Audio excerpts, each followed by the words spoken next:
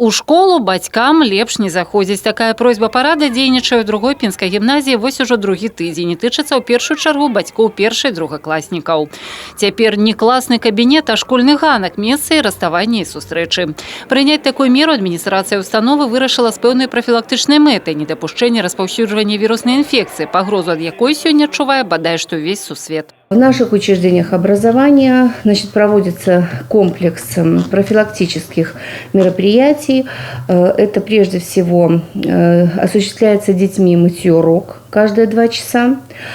Кроме этого проводится влажная уборка в конце учебных занятий или же в конце первой смены, либо между сменами, если в учреждении есть вторая смена, она в обязательном порядке проводится с применением дезинфицирующих средств. Дарэчы, часта мыць рукі сёння ў школах не проста прапануюць, абавязваюць. Для пачаткоўцаў гэта ўжо нават стала цэлым калектыўным рытуалам. Акрамя гэтага, ва ўсіх установах адукацыі ўвялі дадатковую дезапрацоўку лесвічных сходаў і дзвярных ручак. Карэктывы ўнеслі і ў сам вучэбны працэс. По возможности ограничено перемещение внутри учреждения образования детей. То есть в тех учреждениях, где есть возможность, дети стационарно сидят в одном и том же помещении, а педагоги к ним приходят для проведения уроков. Сярод бацькоў ёсць і такія, хто з-за пагрозы каронавірусу вырашыў, не чакаючы наступлення весенніх канікулаў, ужо сёння спыніць наведванне дзецьмі школьных заняткаў.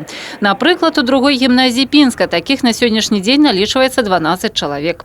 А вось медыкі да поўнай самаізаляцыі настойліва прызываюць у першую чаргу тых, хто прыбыў з эпіднебяспечных краін. Пазбягаць людных месцаў і мінімізаваць кантакты раюць і людзям з групы рызыкі, пенсіянерам, інвалідам і тым, хто мае хранічнае захворванне. Тычыцца гэтае наведванне паліклінік. Звяртацца да ўрача асабіста рэкамендуецца толькі ў выключным выпадку. Мы ограничили диспансерные все осмотры. Приостановлена плановая вакцинация как взрослого, так и детского населения. Приостановлена плановая стоматологическая помощь, но она, конечно, очень ограниченно приостановлена. Также с сегодняшнего дня мы через сайт пытаемся организовать выписки из меддокументации, но все это в рамках нашего нормативного законодательства. Чаргоўная прэвентыўная мера раздзялення патокаў наведвальнікаў паліклінік. Для тых, хто прыйдзе на прыём з павышанай тэмпературай цела, прадугледжаны не проста спецыяльны кабінет, але і асобны ўваход у памяшканне установы аховы здароўя.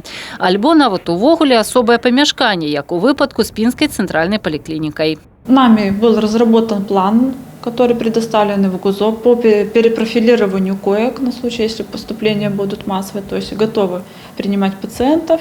Это инфекционная больница, это и детская больница, и центральная больница. Што тычыцца агульнай сітуацыі па вірусным захворванням, то, як сцвярджаюць пінскія медыкі, іх узровень не крытычны, нават меншы за леташні. Тацяна Будгусаім, Вераніка Якавец, Александр Дячэнка, тэлерадыёкампанія «Брэст».